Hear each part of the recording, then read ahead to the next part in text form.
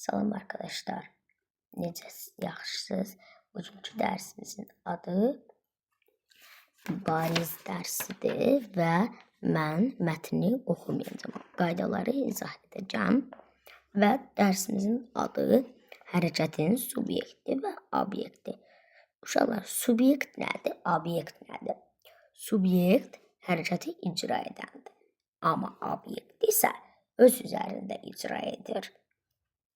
Gəlin dərsimizə başlayaq. Hərəkətin adətən subyekti və obyekti olur. Burada elə bizə tanışlıq ifadə edir. Məsələn, uşaq kitab oxuyur. Oxuyur. Nə edir? Hərəkətdir. Kitab öz üzərində icra edir. Kitab obyekt, uşaq hərəkəti icra edəndir. Subyekt.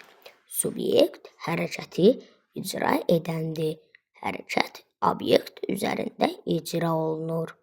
Subyektlə obyektin qarşılıqlı münasibətindən asılı olaraq feil müxtəlif qrammatik mənalar kəsb edir. Və bu qədər uşaqlar. Məsələn, sizə cümlə deyirəm. Mən dərsə gedirəm. Burada gedirəm. Nə edirəm? Hərəkət. Dərsə. Nə? Dərsə. Obyektdir. Burada dərsə öz üzərində icra edilir. Hara gedirsən? Dərsə.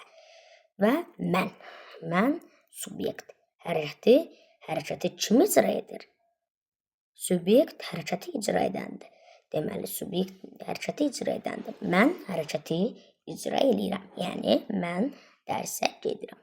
Yəni, uşaqlar, bunlarla siz müxtəlif suallar da yaza bilərsiniz. Suallar, cümlələr yazıb öyrənə bilərsiniz.